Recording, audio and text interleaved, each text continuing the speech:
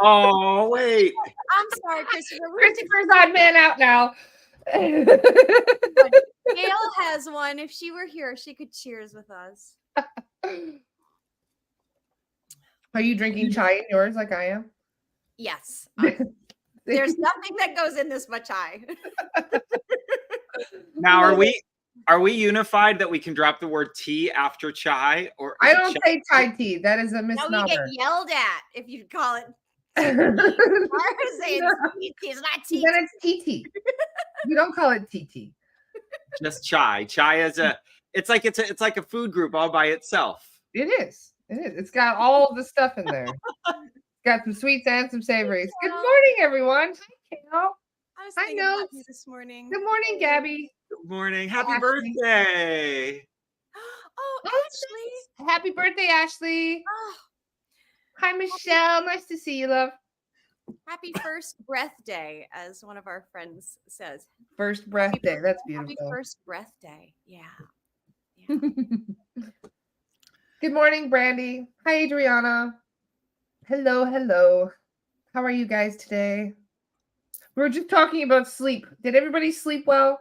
I was just saying I have a little bit of a dark circle going on. I don't think I slept as well as I think I did, but we'll see. Sleep is not as easy with all of these crazy energies lately. We also had the full moon too, which does not help with my sleep schedule. I can never sleep when there's a full moon. It's like the energies get wild. Anybody else struggle to sleep during a full moon? Michelle says, I get a C in sleeping. I'm an A+ sleeper. Marching band could come through, could circumambulate, and I'm I go to bed so exhausted. Like when your cell phone is at it, you have that little thin red line. It's like it's 0, and then it just shuts off. You don't even have a chance to do anything with it. That's how I feel myself. I'm getting text from Angelica. Hi, Angelica. Love you. Please. Hi. That was the being with Angelica. Hi, Angelica. Hey, Siddhartha. Hey. We're so glad to be here. I mean, sleep is so important because we're all students of energy, right? Like the scientists have been saying this forever. Like everything is energy. So it's like our perpetual fascinating curiosity about why am I tired? What do I eat? Right? How do I stay happy? But how do I take care of this body as life goes on? Right? Isn't that the whole game? It is indeed. And I wonder, if you think about it, lions need to sleep 2/3 of their day. They sleep 16-hour days. They're only awake for 8 hours of the day. Could you imagine if humans were the same way? We needed 16 hours of sleep in order to function. So we're lucky we only need 8 hours. Or the lions are lucky. Yeah, that's true. Makes you wonder what they're doing in the astral all that time that they're asleep, because you're not actually, asleep. You're doing. I wonder if our waking hours are here just to generate material for sleep, and we really let's reverse it, because it's all happening in sleep, and the waking hours are just to stir it up and to stuff some stuff down into the subconscious that we can then. Yeah. See. Well, there's also a lot that we do. Like when we're sleeping, we don't just sleep. Like we even access the Akashic records when we sleep. This is one of the cool things, we were discussing with Patty yesterday, is that, we don't even realize when we access the records sometimes, because I think that's why we say, let me sleep on it. And then the next day you're like, oh, I think I have a better understanding of what my decision should be. And it's like, well, yeah, because you went and you went to the records and had a little look around and thought about it in your sleep. Oh, I had the worst dream the other morning. Do you want to hear it? Of course. I love your dreams. It was so hard to be with. I have very low dream recall, I think, because when I go to bed, I'm really exhausted. And I will remember dreams, little snippets when, if I wake up at 4 and then go back to sleep till 6. And it ties into Sacred Sunday, which we'll touch on, and forgiveness. And forgiveness has just been a big part of my personal journey, my own healing journey and spiritual journey. And I dreamt that I was in charge. I was entrusted with this little infant in a little infant baby carrier. Oh man. And it's I can see where this is going. trigger warning. And then I went and did a thing in a room with some people. Already that's gone, whatever that was. And then I go outside and there's the infant in the car seat and it's cold out. And without giving gory details, it was not alive. And Oh my God, Daniela. Oh, it was so intense. And I got to feel that pain of a completely innocent error, like a completely innocent error. And I understand, I think, why I had that dream, because it is so much, it's so dear to my heart. And I love being in service to help people with forgiveness work, that we all have things to forgive in others in right time without forcing. And there are things that we have to reconcile within ourselves that we have received and done, knowingly and unknowingly. So it's always important to deepen in our own practices, like as we're ready to deepen in it further. And it was really powerful. It stayed with me all morning. And the gift of it was that I felt an even deeper access to my heart than I had access to previously. It was really powerful. It was so hard to be with. Yeah, those are one of those dreams that will sit with you forever, because literally you're wondering, where is that coming from? Where in my subconscious could that even come up with that? Well, I shared with Christopher that morning, and I said, when I was a child, I grew up, I'm in my 50s. I grew up watching Oprah after school with my mom. And there was a mom on there that in her, she had a newborn and she went back to work early, like probably at 4 weeks into, she was a high school assistant principal or principal. And she made an error just like that. She took one child, they changed the morning routine. She's sleep deprived. She took both kids to daycare, she thought, and she accidentally didn't take the infant to daycare. And I remember this story on Oprah, and I remember that moment birthing in me. I felt such compassion for that mom, because I just got how innocent there are the things that we do, things that happen to us, and of course, everything in the bigger picture is karmic and is here for our healing and our growth and our evolution. But why that arose, that story really impacted me in my childhood. Like, I remember thinking, like, my heart, like I felt it just burst into like a billion pieces for her. I didn't feel any judgment for her. I wasn't like, oh, that's so horrible. Like, how could that happen? It was like, oh, you could feel the innocence of humanity in that story. So I think that's why it came up. Well, it just goes to show how deeply rooted these things are and how long they sit with us and how much they're latent in our subconscious. And you don't even realize that you're, thinking about these things in a way, but you are. And there's so many of us that have been through something traumatic, maybe not to that extreme, but something that will still sit with you for that long because it triggered such an emotion. I think we all need some grace in these mistakes. Is really at the heart of our spiritual journey, because like you said, there are things that happen to us. There are things we do. Right? Even well-intended, we're going to deliver any one of the 5 core soul wounds of abandonment, rejection, betrayal, injustice, humiliation, and we're going to receive those. And that's really what we are reconciling within ourselves. And I haven't met anyone on the spiritual path that when you get really truthful with yourselves and really vulnerable, when terrible things happen to us, there's still an ourself to bring forgiveness to and grace to, because we can so blame ourselves for having been in that situation in the first place, or having allowed something, or having abandoned ourselves long enough that those causes and conditions then arise. So it is a really powerful path, the path of forgiveness, and never forgiving because of a should or with any force or pressure. So we can talk a little bit about Sacred Sunday in a bit. I know we wanted to, the intention of this morning was to start out with some movement with Christopher. Yeah, we went right deep into it, didn't we? The horrifying dream. So But like I said, these things, are here to teach us. And even though they may be really, really painful lessons, we come out stronger from it. And I truly believe that we have so much to offer the world, even through our deepest pain, because there are always going to be somebody out there that is going through something similar. Yes. And just talking about it, seeing somebody else have the strength to talk about it, gives other people the strength to talk about it and to work all that out. Exactly. And I like, and through my lens, strength sometimes has qualities of stamina and fortitude and the ability to stand truthfully in your power. Strength also is equally connected to the vast tenderness of the heart.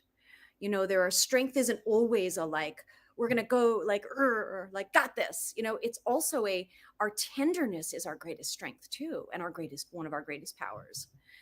So it's also, the case that I've noticed with many light workers, that it's easier for them, because of how much compassion that they have for others, to forgive others before they forgive themselves. And it's very important to have that compassion for yourself too, because even if you made a mistake doing something dumb, even if you should have known better, as they've said so many times, I've had so many parents, including my own, say, well, you should have known better, Laura. And it's like, well, sometimes when you're this close to it, you can't see all the other options and different paths that were supposedly available to you, that other people would be like, well, I would have just done it differently. So you can't judge yourself. That's the hardest part in all of this. I mean, it's one thing to not judge others, but to judge yourself. Most of us are holding on to something that we feel immensely guilty for and don't even realize it. I'll never forget when I was 8 years old. And I was maybe about 7. I had a bunny rabbit that was on my bed all the time. His name was Nipper. He liked to bite. Really funny rabbit. I named him Nipper.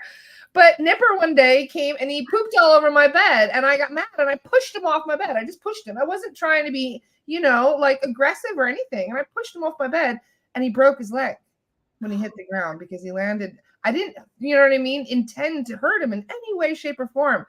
And I was devastated that I had hurt him, And then when I went to my parents and told them what happened, they blamed me. And they're like, well, you shouldn't have pushed him off the bed. It was your fault. Oh. And then they took him to the vet, and they came home with him euthanized in a bag and handed him to me and said, well, this is your fault. You shouldn't have pushed him.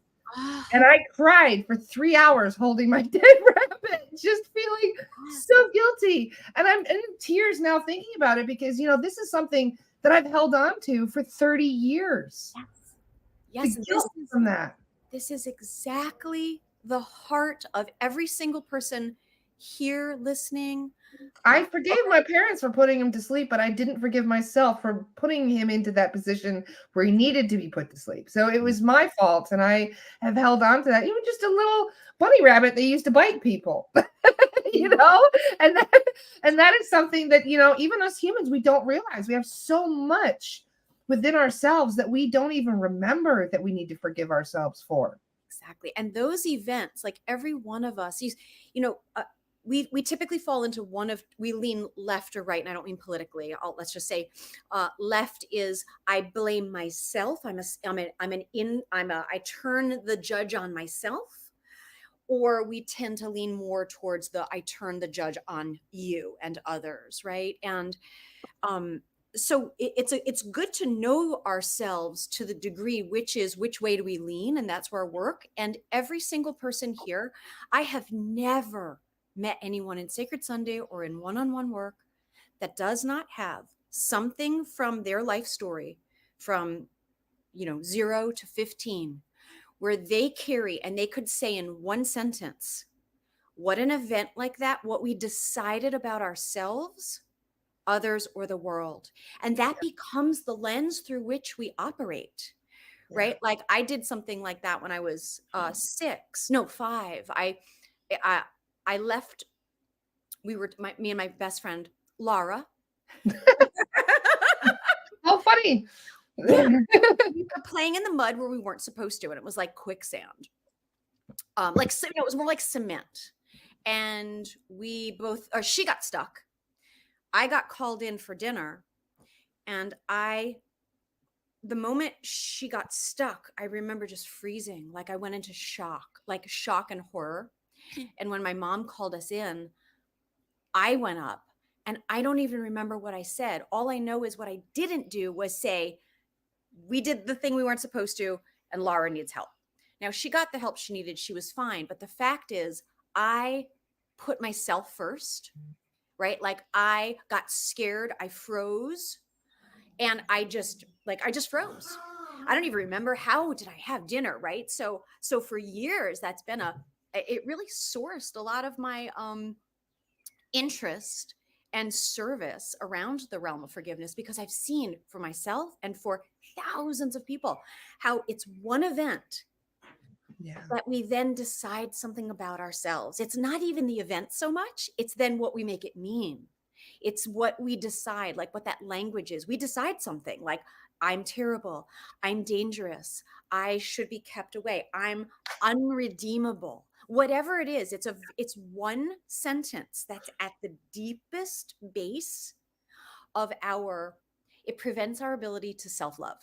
It's where our secret self-loathing is, that we are very shy to share. And that's the power of coming together in community, is that once we can just bring up into the light of truthfulness with compassionate friends, now we can start the process of unpacking, questioning what we decide about ourselves in these childhood experiences, because they profoundly shape us. Yeah, they do. Yeah. So Christopher, keep trying, and we're like, Christopher, it's your go now. Your turn. Well, let's stay. I mean, this is what's here. Hi, everybody. Thanks for yay. This is what Christopher has to live with. He's a type 3 Enneagram, for anyone who knows Enneagram. He's 3, and he's probably got 7 as his second place. He loves the happy, he loves the joy. He's like the underworld. Right? And I'm like, let's talk about the hard stuff. What are you feeling today? No, nothing. I feel nothing. He's like, how about you call Abby? I feel happy. And Aaron just wrote Ho'oponopono in the chat. So maybe stay with it, Daniela. Like, what is the purpose of saying I totally feel your tears. Like, it's only because I'm like, all right, let's try to be able to speak here. Because I think these stories around, this is how, one of the ways we are all alike. We are all alike in these ways. Yeah. And it is such deep work actually to get to the root in like a sentence. I have another client who, this is why people get stuck in grief. I do a lot of grief work, one-on-one with groups as well. Why people get stuck in grief is because there's one sentence. Something happens when there's a loss that they decide something about themselves or their partner. Here's the quick example. This client was caring for their mother, and she was nearing end of life. He fell asleep on the couch, like the couch in the hospital. Rightly so. Their caregiving is exhausting. And when he woke up, mom was standing up on her own, which was highly unusual. It usually took 2 people to get mom up because she was nearing transition. And mom fell, and he couldn't catch her. Mom hit her head, and then that kind of set in motion, perhaps more swiftly, you don't know for sure, her end of life. And what he decided about himself 20 years ago was, when we got to, and what that means is, the base sentence, you can feel, it's like you're coming into the child in you of shame was, I killed my mom. That's what that person decided, right? And we're not even conscious of exactly what meaning we attribute to something. We just have the emotions and the sensations, and we act to try to hide it because it's so painful to be with. If you really think that's true, who wants to be with that? So we put things on top of it and in front of it and around it. And so, one of the reasons these kinds of conversations can be really deeply stirring is because this is true for all of humanity. At 6, we decided there was something, we were flawed in some way. And we decide something about ourselves that we feel so kind of horrified by, that we then create ways of being to try to cover it up because we don't want to think we are that. Around 10, we decide something about others. And around 15, we decide something about the world. That's where the ego structure is developed. And it's developed to keep us safe. Yeah. So once we start to unpack and know what we decided at these key points of our development, that's an integral, important step on the spiritual healing journey. So that's my interpretation of why this can be so moving. Doesn't mean it's the truth. So Laura Pavanelli has a great point. She says, I see the ego structure of my daughter forming now. She turns 6 in June. The people pleasing is coming out hard. Yeah. That's one of the biggest ones as a kid. We just want everybody to be happy. We want everybody to feel loved. Yes. We don't understand when they don't or why they don't. Yeah. And to that I say, your little one chose you well, Laura, because you have the compassion, you have the intelligence, you have the great capacity to support her in this and to help that not create such a deep network of roots, right? We come into this incarnation with our Enneagram core type already established. So the earlier on you can start to see some of the tendencies in our children, we can start to give them opportunities, right? To not people please, to give them experiences of the opposite without forcing. So I just, your kiddos really, really chose you wisely. Yeah, they did. Laura's amazing. She really and Laura's shadow workshops are also really incredible. And it's not just her intelligence too. It's emotional intelligence that you need for these things, because many of us are still developing that as we go. Emotional intelligence. Here's one thing I want to share really quick so I don't forget. And then I really will zip it and we'll qigong. For the emotional body, Bach flower remedies are gold. Now, this is the one I recommend to everyone if you're not getting a custom blend. Rescue Sleep. It's called Rescue Sleep. It does not make you tired. Okay. I repeat, it does not make you tired. This I put in my water. Why it says sleep is because there are 6 flower essences in this. And one of them is designed to help repetitive fast thinking relax a little bit. This is not made with alcohol. It's incredible. It is incredible. It supports sorrow, impatience, frustration, anxiousness. So this is an incredible emotional body support. It's called Bach, BACH, Rescue Sleep. And these are astounding. Jordan says it really does help with repetitive thoughts. That's what can keep us up at night. So this doesn't contraindicate with any medications. It's incredible. You can put it in your children's water bottle. My kiddo has the gum. So it comes in gum, candies, droppers. Nice. And the brand is Bach, you said? Yep, BACH. What the premise of Bach Remedy is very simple. Edward Bach, you can look him up online. He saw that there were 36 basic flowers that when you understand what it is that is going on in the psyche of the individual, it's kind of like homeopathy. I think that's the most similar system to it. And it supports the emotion that's trapped so that healing can then resume. So his view is that our dis-ease is because we're not attending to our emotional body properly or thoroughly. And once you attend to the emotions, the body can then kick back into healing mode.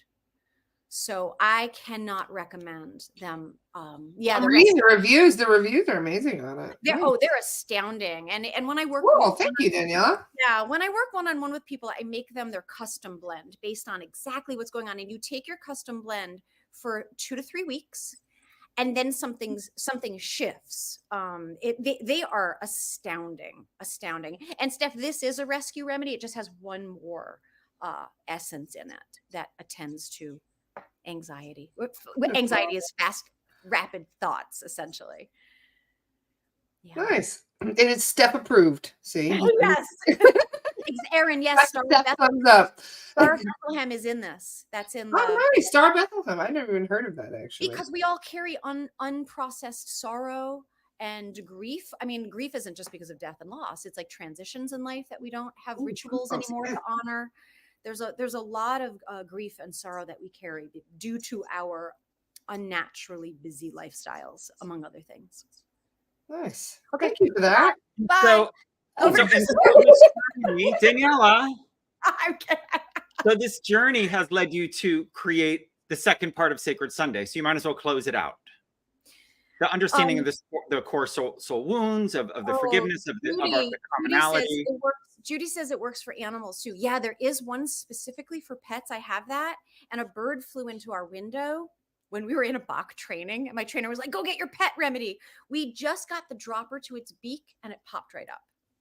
Like, it was instantaneous. And then we had another situation because we didn't think it was going to work that quick. But what did you say, Christopher?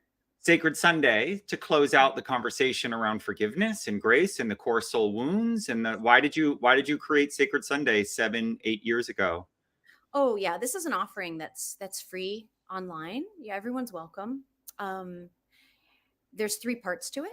There's movement with Christopher, and then there's an hour-long guided journey that I lead. It's my honor to lead. We've been doing this every Sunday for over 7 years now.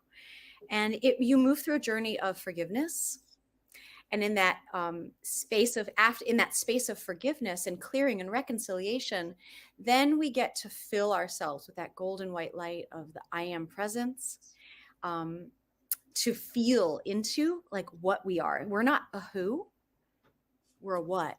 We're not our stories, we're not our memories, we're not our personality even. We are a what.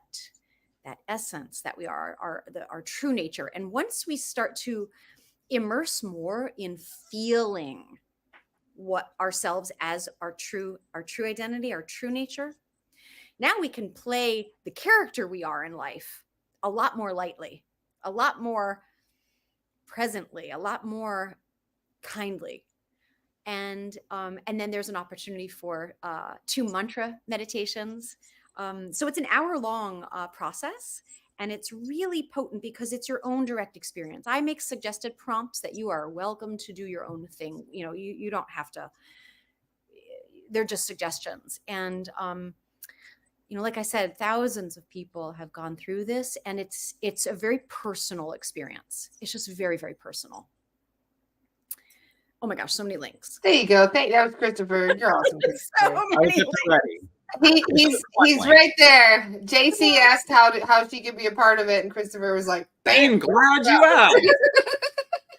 So on that, thank you. Yeah. On that link, you can sign up for our email, and you'll get a reminder. It's on Eastern time. The movement is at 10 a.m. Eastern, and what Daniela was just describing is at 11 a.m. Eastern. And if you leave your email there, you'll get the link at 9 a.m. on each Sunday.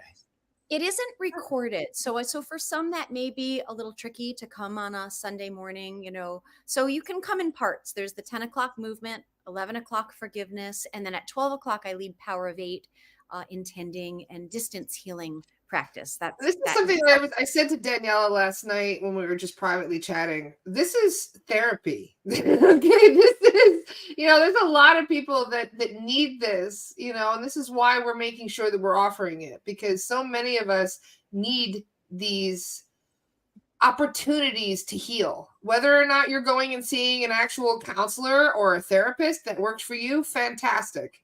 If you can't afford one, this is another option, because so many people come to me asking if there is a way for you to, get help through some of the really deep spiritual stuff you're going through. This is one of those options, because so many people, this is why I had them on today, is there's not enough people taking, this huge asset into consideration for their healing purposes, because this is something that you could do every weekend to kind of give yourself a leg up in some of these healing workshops. And this is also why Laura Pavanelli, thank you, Laura, also has some shadow work groups that will be launching soon. We're doing our best to heal this community and to help you guys heal yourselves and others around you, so that way we can heal the rest of us. We have so much work to do, you guys. It's not just us. Once we heal ourselves, we can help other people heal. And Daniela and Christopher have been working on their own healing for so long. And it's we continue to. We're like, exactly. That's my point. It never ends. It will never end. We will always need something to be addressed, something that needs to be worked out, discussed, to help get all these things out into the open. And so you can start healing these core wounds, because there are things that we haven't dealt with that have been eating away at us for decades, and it's still there. And our journey is not it's not linear. It is a spiral. So like I said, I'm in my 50s. Christopher's in his 50s. And in this eclipse season, I'm taking another pass again at things that, we heal in layers, and we're going to take pass after pass at them again. And when you clear something, it's kind of like in a video game, I imagine, you get a new, terrain, a new level, right, to play at and operate in, and life will design the perfect plot twists, cast of characters that are uplifting and challenging, everything in between, to keep working whatever you don't know about yourself, whatever is hidden, whatever has not been fully brought up into the light of awareness and reconciled. So that is hard, uncomfortable, and an enormous gift of life, because we have the capacity to deal with what arises in ourselves. And that's the value of doing this in community, because it is hard to do it alone. That's why Laura's groups, her group and the ones that are coming, are so important to do this together, because you don't get to some, like, I'm taking new passes at my 6-year-old event, that I've been in this work for decades, and there's still a more subtle layer, and then a more subtle layer. So this work is like, it is the essence, it is the heart of our, I think, why we're here. We are here, most simply put, to cleanse and purify and clear, bring to neutral our karma. Every relationship we're in is karmic. Every circumstance that arises is karmic. And it's designed to support our growth and our evolution. And so we want to, when we know how to work skillfully with the terrain of our life, we can work it skillfully. Perfect. I love that. And it's not just through thought too, because action, you know what I mean? You can heal through dance, you can heal through art, you can heal through music, you can heal through so many different things. It's really just about trial and error, finding the things that work for you. Yeah, and we're not everybody's cup of tea. We can't be. So check it out. Like, don't delay. Don't be like, oh, green eggs and ham. He wasted a lot of time resisting green eggs and ham that he ultimately loved, right? So that was one of my favorite books as a kid. Me too. And so check it out. If it's your cup of tea, you'll want to come back. If it's not, that's totally cool. And you may meet someone along the way for whom it may be a really useful, beneficial part of their healing journey. Yes. Jokes. Scott's so funny. Yeah, he is. The heart of all of this is that everybody here on this podcast, everybody who's listening, everybody who's tuning in, has developed a level of self-awareness to become aware that there's something more. They've become aware of what they're sick and tired of in their life. They've become aware that there is some kind of repetitive patterns or actions or things behind the scenes that are triggering or causing or recirculating lessons. We're aware of this. We're aware of, oh, there's a lesson in there somewhere. So the world is split into two camps of people. The larger camp of people hasn't yet developed the self-awareness to be aware that their own actions, their own thoughts, their own history, their own karma, their own stories that they're repeating in their heads are partially or entirely influencing or creating the life situations that they're experiencing. That's not you all. You all are in the smaller camp that have had the grace and the blessing to understand and to recognize that there's something more, and that you have a role to play in the unfolding of the highest expression of what you are in this life. You know there's something there. You're at the end of the thread and you're trying to find your way, as we are, towards the heart of kindness, of compassion, and of complete mental freedom from all the shoulds, the shouldnn'ts, and the beliefs. This is moksha in the yogic terms. This is liberation. This is freedom from our unconscious egoic tendencies, is where these practices bring us. And there's two sides to the bird of this journey of self-awareness. One wing is grace. We can't do grace. There aren't any actions for grace. You can't try anything. So the practices that Daniela leads opens the opportunity for grace. And grace is moving all the time anyway. One of my teachers says, grace is always blowing and you just got to put your sail up. If you're out on the middle of the ocean on a sailboat and you don't have your sail up, you won't catch the wind. It's kind of your fault. And you're not the wind. Like the wind is blowing and you didn't put your sail up. So for grace, we need to put our sail up. That's the intention. That's prayer. That's showing up. That's trying. Raising the arm, asking for help. That's the other wing of the bird is the steady effort.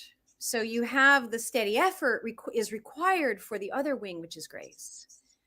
And so as Lara was saying, try something, right? So there's steady effort. And in the Qigong traditions, we have an energy system that is in 3 parts. And we need to try anything for each of the 3 parts. Daniela mentioned tools for the emotional layer, the Bach flower remedies. That's the middle energy center. The middle energy center is the domain of Qi, of prana, of breath, of feeling. And so healing and integrating our emotions, allowing to express what we need to express, to cry, to be angry, to be quiet. There's an intelligence in the heart center.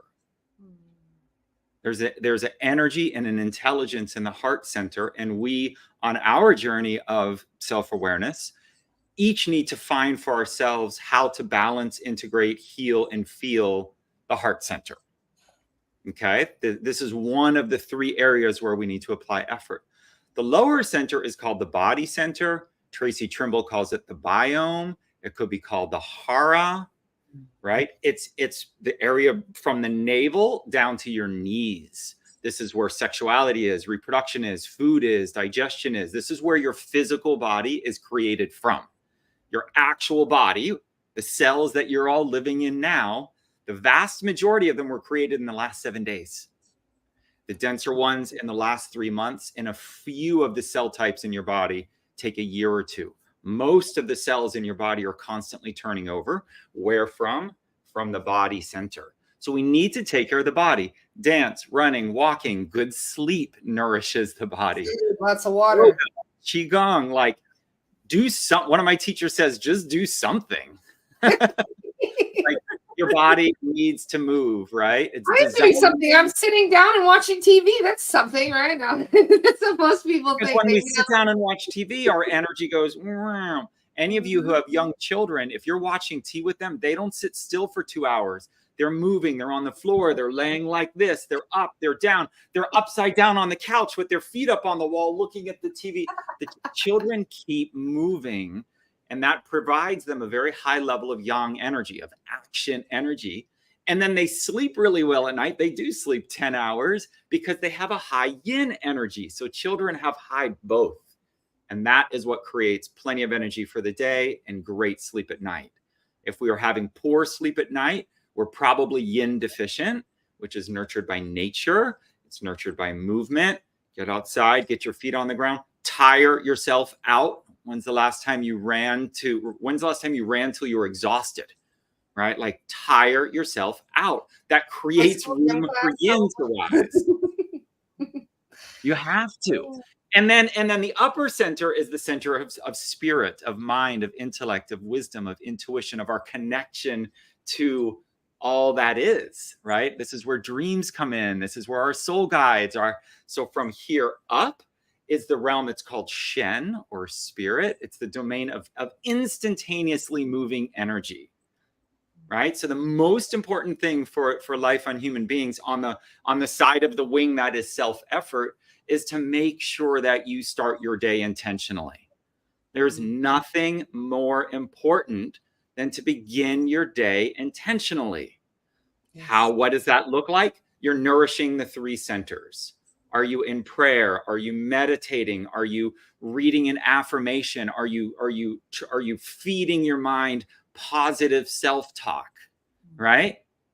Whatever it is. In the morning, make sure to say something like, how can I be the best version of myself today? That's the first thing you should say to yourself every morning when you wake up. Something like that is what they said to me. And I was like, okay, so. Something.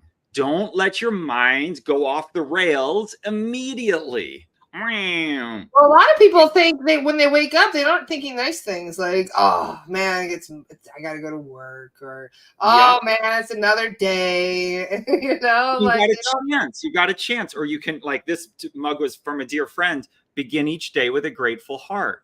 Like, it only takes 30 seconds, but it's up to you in the morning, because you're asleep and then you're awake. And there is a transition there. There's a transition where awaking awareness dawns. Here you are. The day has begun. A minute before, there's no awareness. A minute later, you're thinking about your to-do list. So you have a sliver of an opportunity to tend to yourself. It doesn't even matter what it is, but that mind, that upper spirit Shen, instantaneous moving energy, listening to tuition, setting an intention, saying your gratitude prayers, meditating for a few minutes, like give yourself, like elbow that space open just a little bit between sleeping and all the things I'm doing. 60 seconds, you can do it, right? Like make some space for you. That tends to the upper, right? Set your intention, say your prayers. And then for the middle, what am I feeling, right? Breath work is the domain of chi, of the middle center. So Bastrika, like something like move the breath, feel your feels. The other morning I was crying first thing, right? Like let the energy go, like move it, move it, move it. And then for your body, the body takes time, right? 30 minutes every day, says Ray. Yeah, jumping jacks, push-ups, walk around the block. That could be any time during the day. So let go of the should of, I wish I had an hour for yoga in the morning. It's not practical. I have children, we have school, I have work. It's okay. Like take 15 minutes of your lunch break and briskly walk around your building before you eat. And then at the end of your day, like figure out how to move, get 15 to 30 minutes of movement in. Somehow, somewhere, doesn't even matter. You've got 18 hours, 14, 16 hours between waking and sleeping. 15 minutes is 1% of your day. So give yourself that 1%. Move your body. You have to. Otherwise, the energy is going to stagnate. And all these energy centers are linked. So when the physical energy starts to stagnate, the emotional body starts to get heavy. When the emotional body starts to get heavy, we turn to food, to binge watching, to this, to the habits that we know aren't in our highest expression. And that occludes our connection to spirit. It brings the fog in, right? It clouds our judgment. It blocks our intuition. And the reverse can happen. We feel intuition. We wake up in the morning. We're like, today's the day that I'm riding my bike.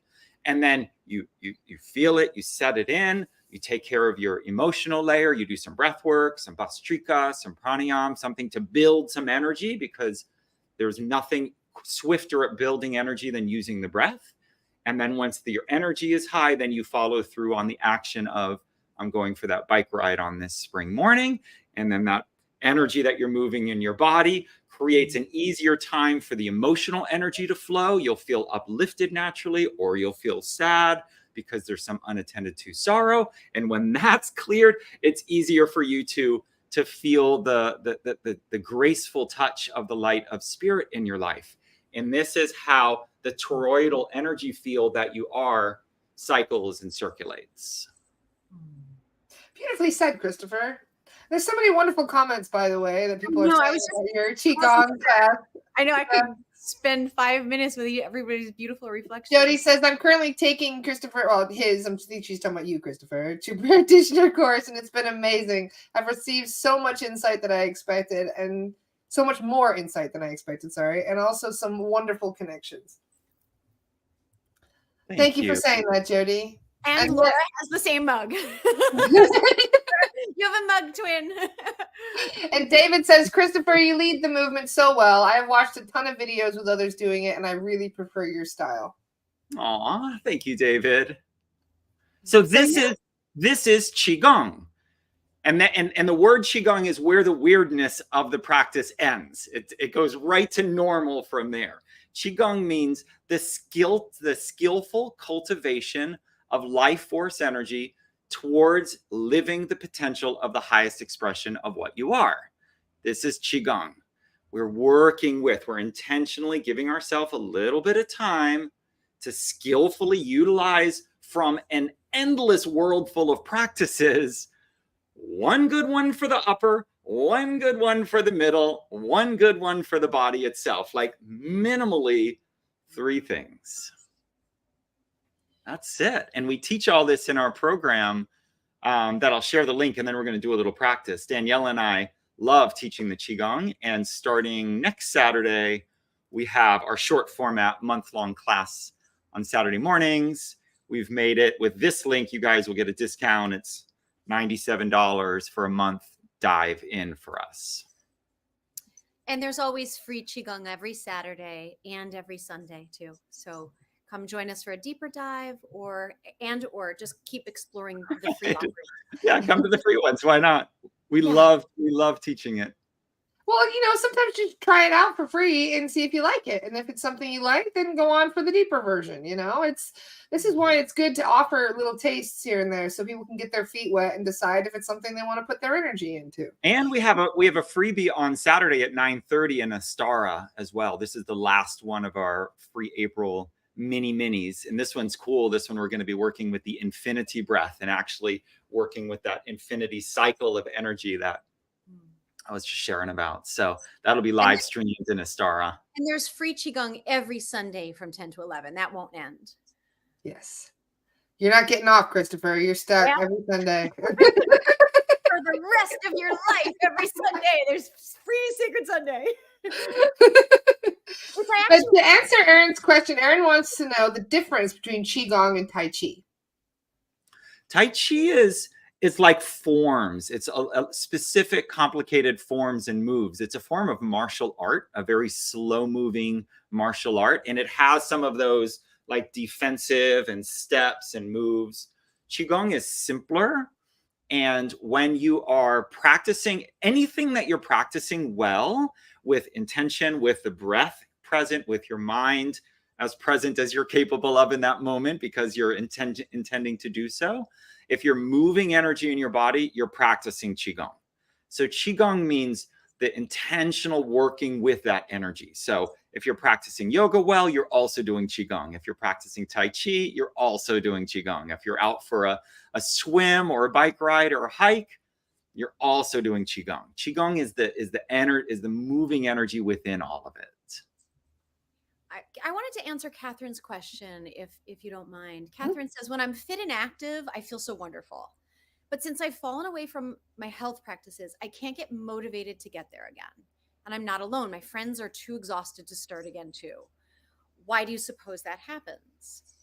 On the energetic and physiological levels, we have all these meridians and channels called rivers of light of varying diameters, right? There's some wide rivers and some narrow streams all through our body.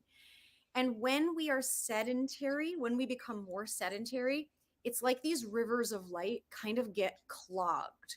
Or like if you go to a creek and you see lots of sticks and leaves, it's going to slow the flow of the water. So from an Ayurvedic standpoint, Kim would speak to kapha energy builds up, which is earth and water. It's going to build up and have you, the more sedentary we are, the more kapha, earth and water, is pooling in our system. So it becomes harder and harder to Nike it, to just do it, right? Or to even just do anything, to just do anything or it, whichever. Yeah. I find for myself, and everyone's different. Actually, this is a really, really $1 million question. And please, for anyone here, how do you get through that to get into it? These last 2 months for me were more sedentary than I have been in a very long time. And I was really feeling the effects of it. And I can totally find myself, Catherine, in what you're sharing.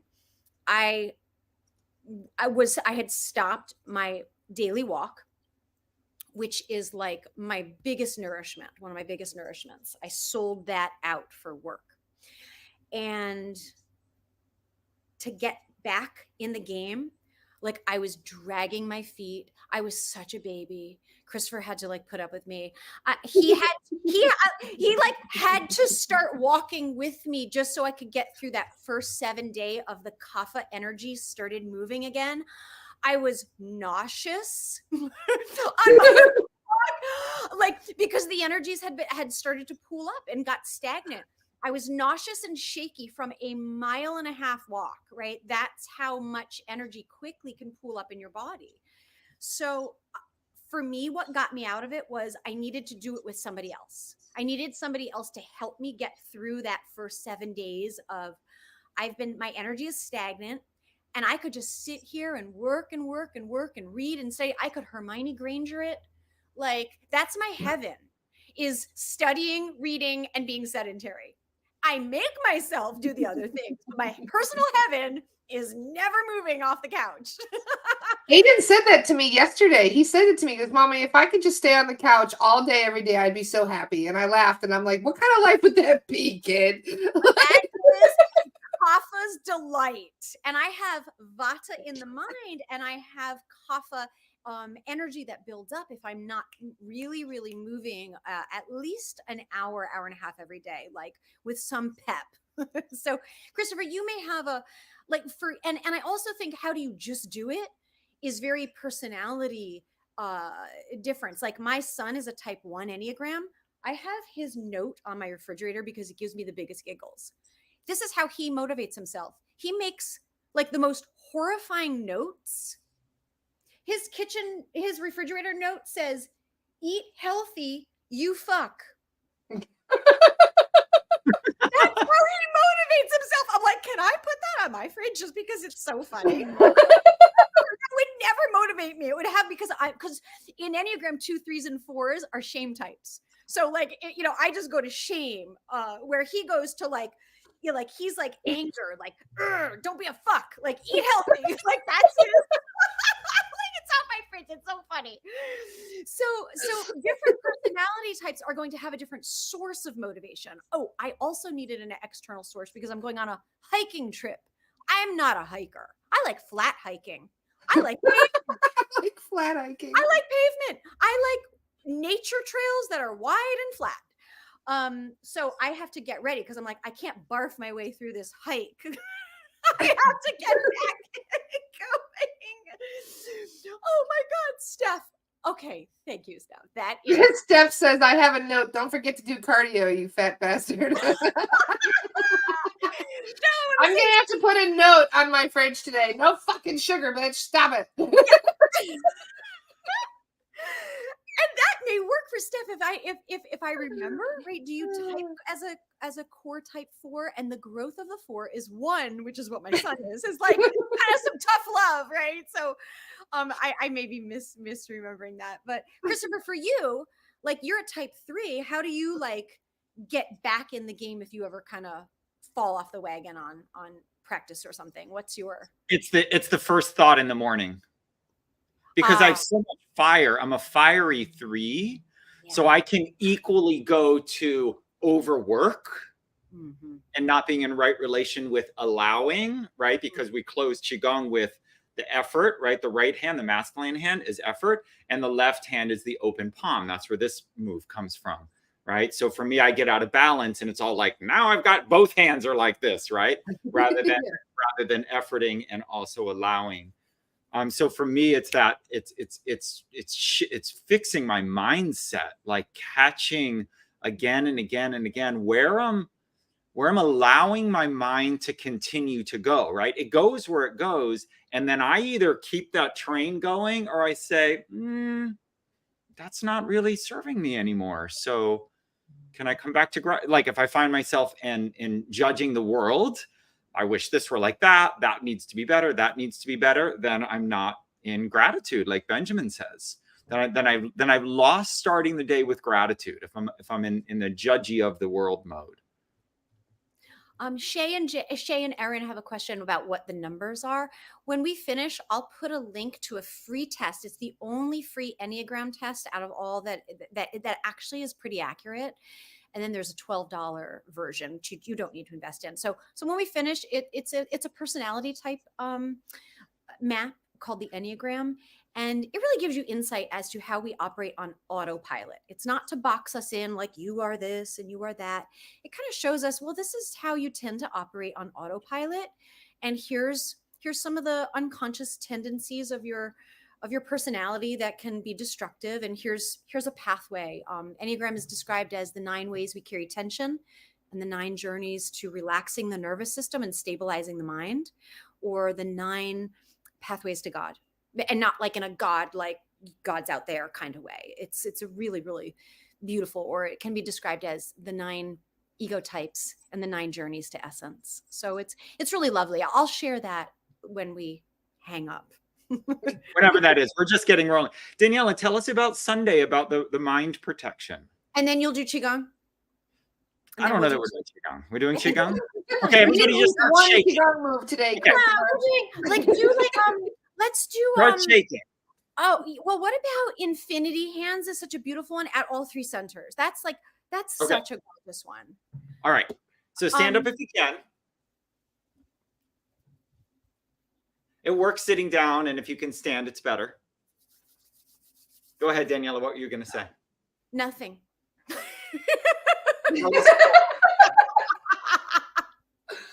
So listen, friends. So this is the easiest one of them all. If you shake your whole body for 1 to 2 minutes each morning, this is how to let go, right? Oh, I want to let go of that, but you're just sitting there. Not really going to happen. Bounce the shoulders, tap the heels on the floor, shake a leg.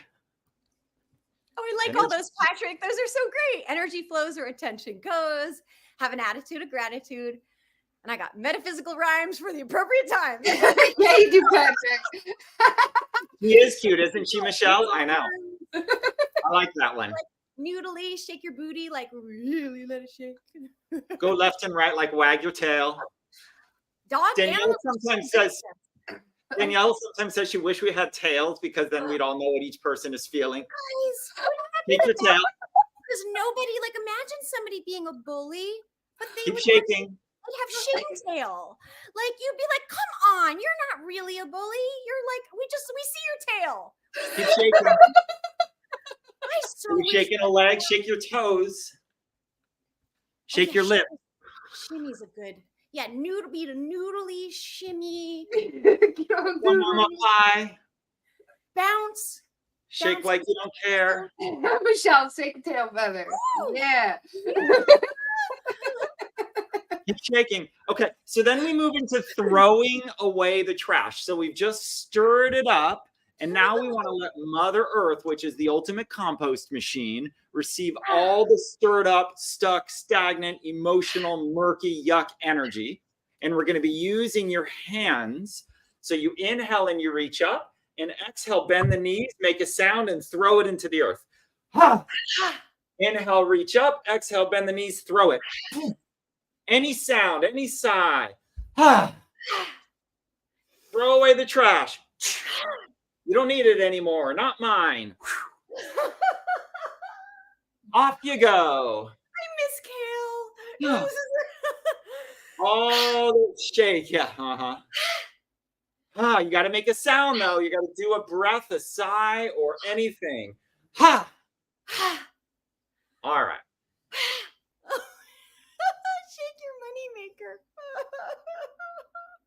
And then bring your hands to press into each other.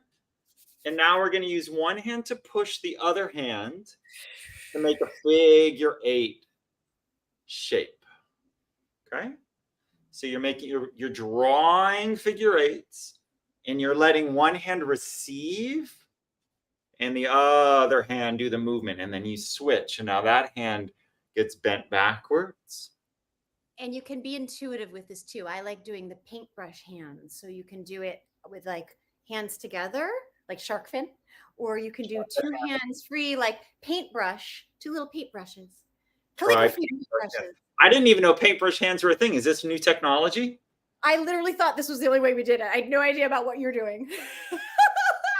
You guys are in the living Qigong right now. Now bring your figure 8 all the way up and all the way down so it moves in front of the 3 centers, the lower, the middle, and up or above you. So either, this one's more like the swimming dragon move, Daniela. You've got it right. You're doing painting infinity. And this is swimming. This is like, imagine a lizard or a snake would be swimming like this. We know we never talk about lizards or snakes here. Why? Get down low, come into a squat. Go slow. If you have a tendency to be like, paint, just paint to the wall, like make yourself slow down, because Qigong is grounding. It grounds Vata energy. So go as slow as you can. You guys, this is not your usual podcast.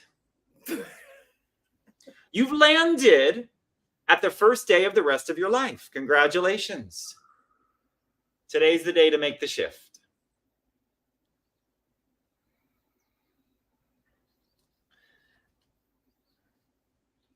And I love Qigong because you can let your gaze go inward and you can feel into your beautiful grace and the breath.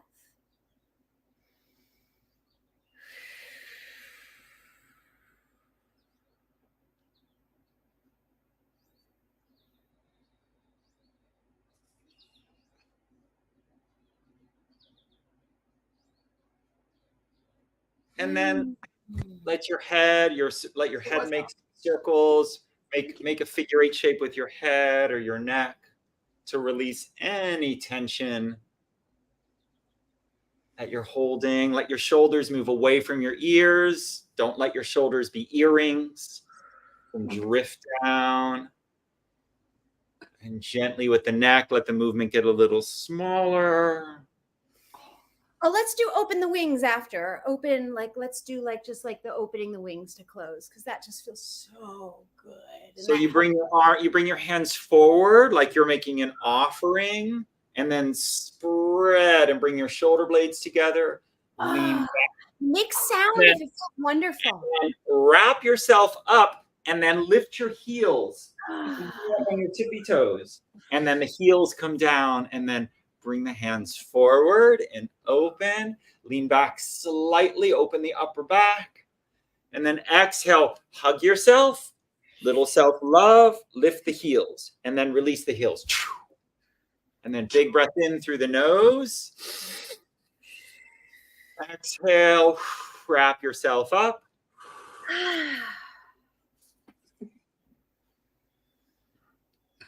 Wow. And then bring both hands to cover your navel. And let your eyes soften. Take a moment to thank yourself for doing this practice, and to notice any shifts that you feel within.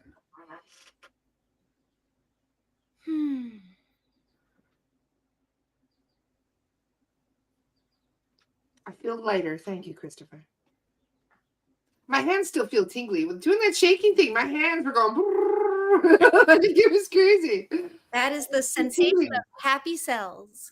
That's happy. That's joy in the body. That's literally what joy in the body can feel like. I love that too, Krista. I feel a smile just happen all on its own. I'll notice, oh my gosh, my eyes are closed and I'm smiling doing this. It really has the capacity for. And if you laugh while doing it, even better. Absolutely. I get really giggly with these It practices. makes me giggly immediately. I can't help it. So we love sharing this. Again, we have it's free every Sunday. There's one more free one on Saturday, and we like to share this in a really practical way that everybody can participate in, and you can even do them seated. If for any reason doing these are all standing, so there's not like up and down and lying down. It's very different than yoga. There's no laying down, Qigong? Darn. Can be. However, we do everything mostly standing, and you can vary it by doing it seated. If for some reason that's more comfortable, there's everything is. I've realized now today that I do it while I'm driving. If the windows are open, and I'm always doing this. Yeah, you got the hand. My arm out the window. People look at me funny, and Aiden's like, "What are you doing?" I'm like, "Just swimming." Rena! It feels good. Oh my gosh, I love you, Rena. Yeah. What else do you want to say about that, Christopher? I feel complete. Don't get me started. I'll start again on another rant. He says. Oh, that's a good question. Chris is asking, how do you open the hips with Come to Qigong? Sacred Sunday. We do it every Sunday, 10 a.m. Christopher says I'm done. Okay, now if someone Krista, let me give you one, Krista, let me give you one. So hold on. I can't. The question's in his face. So hold on to something, and then just let pick one leg. You can't really see me. Pick one leg and start to give it a really good swing. So hold on to like the wall so that you can steady yourself and do a full swing of your leg. This will open the hips, the lower back, and the hamstrings. This one's magic. This one will heal back pain. So simple. I used to do that as a kid when I was bored. Yeah. Just stand there, just swing my legs around. Krista, 2 minutes on each side. You can do one, but really get it swinging. You've got to hold on to something so that you can release it. You can let the leg go and just do maximum movement and go both ways. It'll be super, super healing for your back.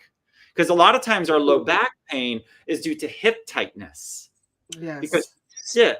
So it's called referral. It's referral pain. Our low back pain rarely starts in the back. It usually begins in the hips or the hamstrings. So the fronts or the backs of the thighs get tightened up. Maybe we sit a lot and then the hip flexors shorten and then they tighten, and we don't do leg swings 2 minutes a day.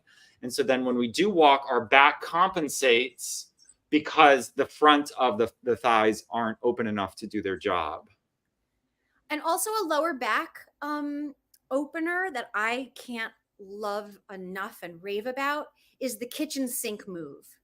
And it's called the kitchen sink move because the kitchen sink typically is like locked into the wall. So it's a very stable thing so you hold on to your kitchen sink like shook, right?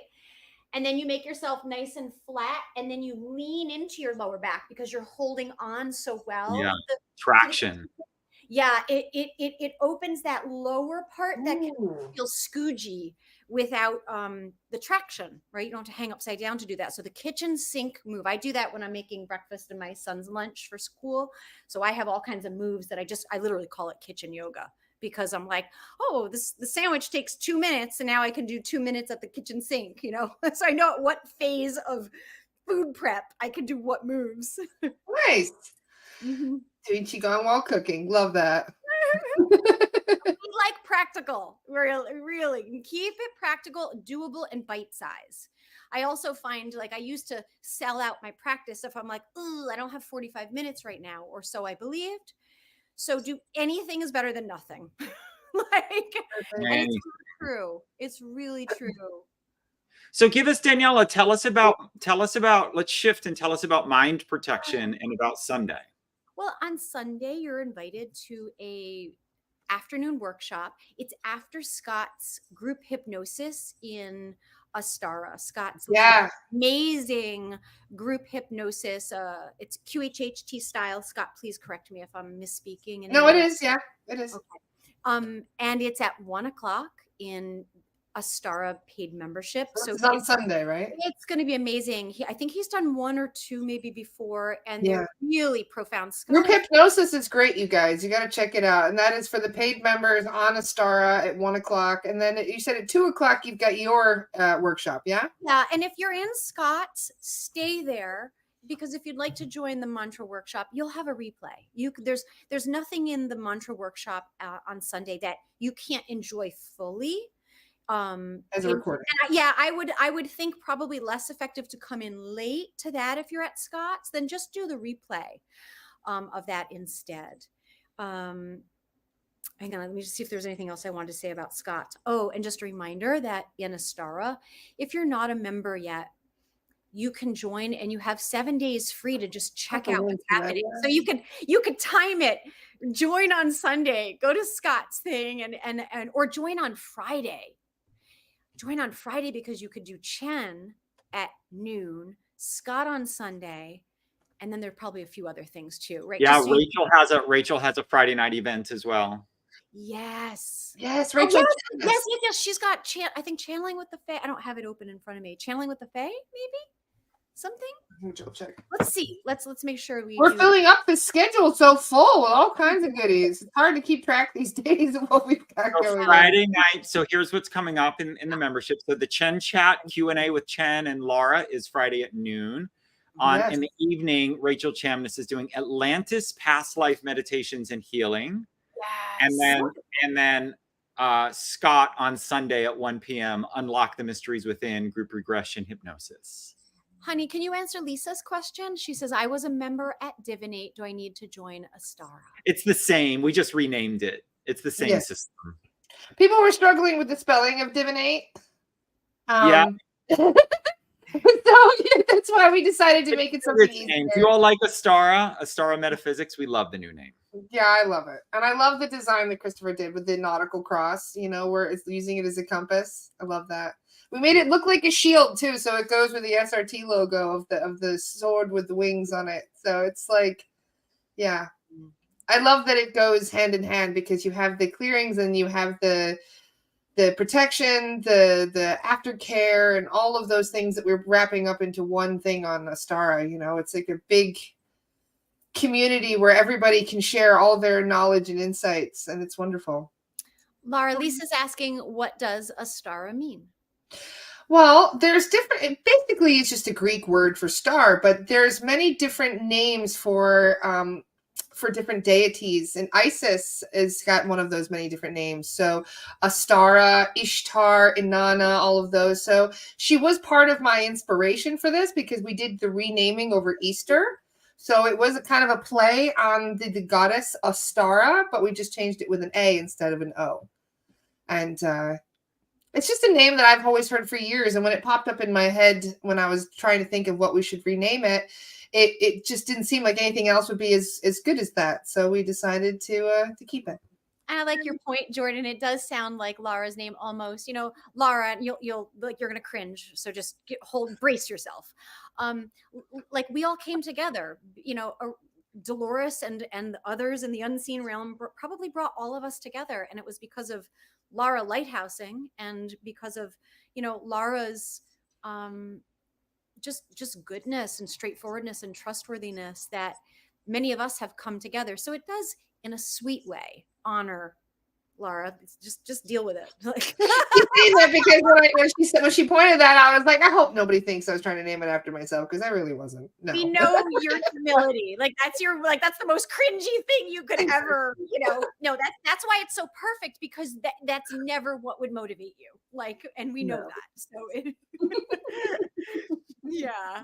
But it felt like perfect, because Easter is all about rebirths and renewal, and that's what we were doing. We were rebirthing and renewing things, and breathing new light into something that we've already created and transforming it. And that's what we're kind of doing for ourselves. We start with a foundation, but we're always evolving and changing and growing. And so this is kind of what we were kind of put into that.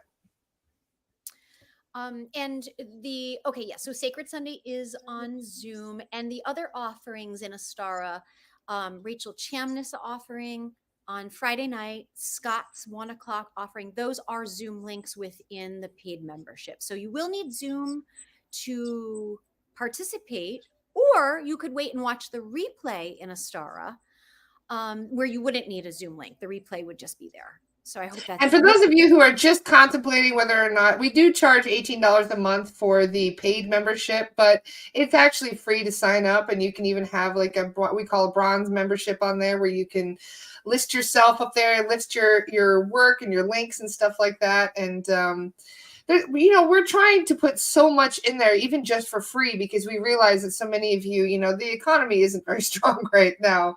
So we are trying very hard to make sure that you guys are getting your money's worth, even if you're just signed up for free. So everybody does get a free week, though, when they sign up for even the free paid membership. So that way you can, see what we're offering in the paid membership and see if you like it. And Christopher, I think if I'm not mistaken, you do stream the Qigong on Sunday for Sacred Sunday into ASTARA free membership also, right? So if somebody didn't want to be on Zoom to do the Qigong with you, they could watch the ASTARA live stream. No, it's only on Zoom. Okay. What happened to that? Did we have a glitch with that process? We did. We were never streaming Sacred Sunday into ASTARA. Okay. That's why I'm doing the Saturday morning free. This is the last Saturday morning free is in ASTARA, because did we have a tech issue that we couldn't do StreamYard, and then because that would be worth figuring out. Yeah, you can't Second device? No, we can't move on. Sure, but then can't microphones and Got it. Okay. But Facebook just blocked us streaming into the Facebook group, so it's not going to be. Yeah, that's right. We're not allowed to use link. What do you call it? Live. Yes. You're not allowed to use StreamYard Live on Facebook. I won't be able to do Sunday mornings into the Facebook group at this time. Got it. You'd have to do Facebook Live, right? That's the only way you could stream into. You have to do native Facebook Live. Yeah. Wonder why they did that. What's the? So Krista would like to know, where do I find the Saturday morning freebie? Is that in astaracommunity.com? Yeah, you could find it there. The link is there. Yep, or on our website. Perfect. Cool. So last but not least, on Sunday afternoon, if you'd like, you're invited to join a mantra workshop from, 2 to 4. 2 hours. Mantra literally means mind protection. It's so important that we understand our minds. It's important that we protect our minds. Yeah. It is a powerful creator, and mantra absolutely allows for. Here's why I got rid of TikTok. I've been a mantra practitioner for 30 years, and one day at the kitchen sink, not stretching out my back, but actually doing dishes, instead of mantra rising up in the background, I heard a trending TikTok song take over, and it rose up, and I was like, it's got it has unraveled intrusive TikTok thoughts of the Mani mantra or Shiva mantra, right? Like there's about 10 mantras I really have an affinity with and are near and dear to my makeup. And I'm like, wow, it didn't take long for that TikTok song to like burrow in. I was so mad. So mantra is an opportunity to really connect with the qualities of being that we wish to cultivate, that we wish to feel infuse ourselves, right? So White Tara mantra is one of the mantras we'll practice on Sunday. That's for clearing your auric field. It's for long life and health. It's for protection. It's for well-being. It's a very loving energy. The Mani mantra is the mantra of compassion, the mantra of both Chenrezig or Kuan Yin. This is loving energy. And each mantra has its own vibration and frequency. And so the beauty of this workshop is that I'll bring a whole potpourri of different mantras, and they're not all in Sanskrit. We'll also practice mantras that are in English. You can practice mantras in any language you feel an affinity with.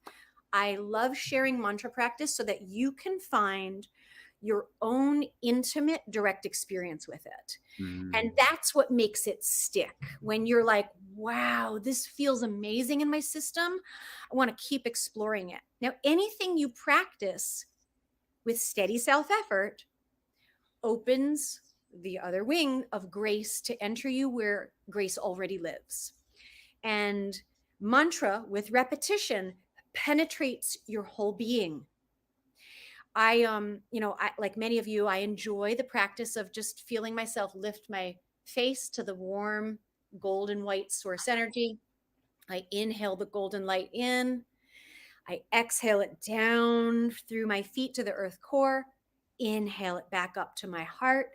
Exhale it, returning it to source. Trace around me a golden sphere of gold protective light. That I do so often throughout the day. Takes 10 seconds to do.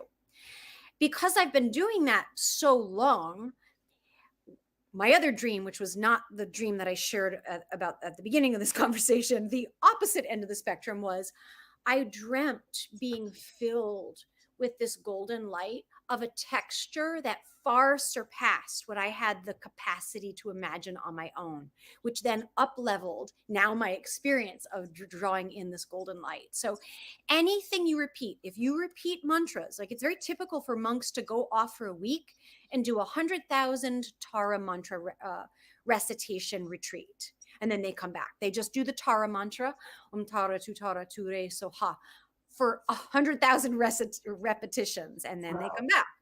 So when you practice something, it becomes very intimate with you, very personal. You know, Shiva mantra won't do a whole lot for you if there isn't an intimacy with it. So we'll come together on Sunday. I'll teach you a whole range of mantras, and then you get to go and practice. And on Monday night, you can come back with, we'll practice some more. This is an optional add-on. You can ask questions, and I'm really happy to support every person. Find the mantra that just like when Lauren teaches about instinctive meditation, find the meditation that's your meditation. There's like 81,000 styles of meditation. Well, there's this many mantra. So I'm going to help you find what you love so that you stay with it and you have something that you can turn to. Like when I hit a bug driving, the Mani mantra is there before thought. So you're installing software. Mantra is in the installation of these frequencies and these vibration and software such that I don't have the thought, oh shit, I hit a bug and then I do the Mani mantra. It's before thought. It thinks through me first. And that's the fruits of repetition. And it just makes you feel happy. Mantra really makes you feel happy when you find the one or several that you're like, ooh, this is my joy. This is my heaven. Yeah. So come on Sunday if you're curious. Would love that. Thank you very much. You guys are amazing. Ray, I'm with you. I love Dr. Joseph Michael Levry's mantras. Like mantra doesn't have to be like if you looked up on YouTube Om Namah Shivaya mantra, you're going to hear Krishna Das's Call and Respond. You'll hear Paul Russell's version. You'll hear some techno version. Like we're going to even share a variety of them because you might not know, like, nah, I don't like the high vocal, slow chanting. So you'd think I'm not resonating with the mantra. No, it's you may not be resonating with the music or the raga that it's set to. And that makes a big difference also. So I love how some of this is actually even reaching like the more mainstream, like Snoop Dogg has a song called Affirmation Song. Have you guys heard it? Where Snoop Dogg is basically rapping for kids and teaching kids affirmations. Like, oh, that's beautiful. It's beautiful things that people are starting to slowly kind of, put into the collective consciousness about how important these mantras are. And if you can get your kids to say some of these mantras in the morning before school, something like, I am strong, I am safe, I am powerful, I am kind, I am love, all of these little things that they can just start reciting. It really does help them when it comes, because we do, if this is something you're starting at 40, 50, 60, it's a little harder to remember and to consciously do these things every day.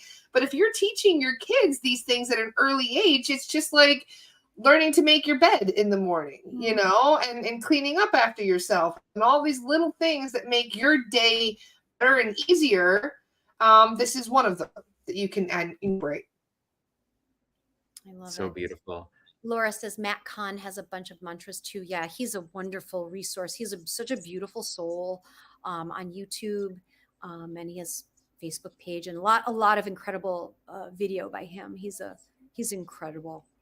And Scott, we mentioned the workshop on Sunday at 1 because Daniela's can be done on replay. So if you join her workshop, you'll get a link and you can download it, because this one will be one that will deepen with repetition. In fact, I'm gonna highlight his comment as well, so that way you guys can follow Scott. Scott's amazing, and we're so grateful for everything Scott does for sure. So make sure you follow Scott on Matrix Hypnosis, and he'll talk a little bit more about the group regression that we were talking about a few minutes ago on Sunday, for those of you that may have some questions about it. Okay. Yeah, definitely go to Scott's live and don't leave it to go to mantra. Like if they like stay there, because the mantra can so be done on replay. I really want to read Ariana's question or comment though. Ariana, that's a beautiful thing. She says, when my brother was little, he hated going to school, and so my mom made him repeat every day, I love school. School is fun. And then he ended up loving school. Wow. So you're kind of reprogramming the way you think about certain things through these mantras. And then, you know, at first it's not easy, but then eventually you start to realize that it's gotten easier and you've been doing really well. And you're like, wow. Oh, Helga, I love it. You know, I love how things come to us and we don't even necessarily know why. Helga says, I used green Tara mantra for years after she came into my life unexpectedly. I've been gifted a picture of her on a piece of wood and even looks antique. That's amazing. And right, we stay with practices because we love how we feel doing them, practicing them, and the effects afterwards that really we are observable. Oh, that's beautiful. Beautiful. Well, thank you guys. Yeah, I'd love to close just by sharing a beautiful message. One of my teachers, every year she does a sweet surprise message for the year. And this was the 2024 message. And again, I love that they're just so practical. And her invitation is threefold. Stand tall in your dignity. Stand tall in your dignity. Be open to grace and remain connected to your divinity. Stand tall in your dignity, be open to grace, remain connected to your divinity. Yeah. And I will, Andy, I will put the Enneagram link in the comments right after. Totally. I'll share it on the wall as well for those of you who might be curious, because that'll be fun to do. Little exercise for today. And just, I can't stress, remember the core type of your Enneagram test. You're the final say. If it doesn't feel like it was accurate, then toss it. If it resonates, wonderful. If it doesn't, and number two, it doesn't mean that's what you are. Your core type is typically how we operate in life on autopilot. Yes. Wonderful. Thank you, guys. Thank you, Laura. It's a pleasure. Absolute pleasure. I love you both very much. You guys, I was joking. I'm like, they're the best producers I could have ever asked for. They really are. I would not be anywhere near as efficient in this work if it wasn't for you two. You are just the most wonderful partners I could have had in any of this work I have ever asked for. Really, just genuinely humble and kind and loving and so supportive, and really just the best. You guys are amazing. Thank you, Laura, and thank you, this community. You know, we are students alongside of everyone here. Like we are perpetually in our own journeys. We're all learning and teaching. Yeah. So it's just a joy. It's a joy to be here with you. It's a joy to get to know so many of you, and thank you. I will see the rest of you guys at 9 a.m. tomorrow. We're going to start an hour earlier tomorrow because we're going to be hanging out with Andy. I almost said Jono and Andy, but no, Jono's not coming tomorrow. It's Andy and Chen we'll be speaking with tomorrow. We get to have our monthly chat with Chen. And then we also have the chat with Chen that's going to be the private chat where you guys will be able to ask your questions. Anything that you guys want to ask Chen, this is going to be a candid conversation about whatever you want, okay? So this is going to be Friday on Divinate, I believe at noon, right? Yeah? Yeah, noon and membership. Yeah. But he will be on tomorrow. We will have another chance to chat with Chen tomorrow at 9 a.m. tomorrow. I'm going to start an hour earlier because thanks to Kat, we have a chat with Steve Noble planned for 11 tomorrow. So we won't be able to miss that. So for those of you who don't know Steve Noble is a lovely guy that we've been chatting with that has been studying meditation for many years, and he'll also be coming on the podcast soon. So lots of wonderful, exciting things in the works. And can't wait to share with you guys. So Lori's already like 6 a.m. tomorrow. Good Lord, I got to get lots of coffee ready. Sorry, Benjamin. Sorry to those of you on the West Coast tomorrow to get up and earlier, but there's always the replay. I love you guys. I'll see you all tomorrow. Thank you, Laura. Thank you, everyone. Okay. Bye, guys. See you soon.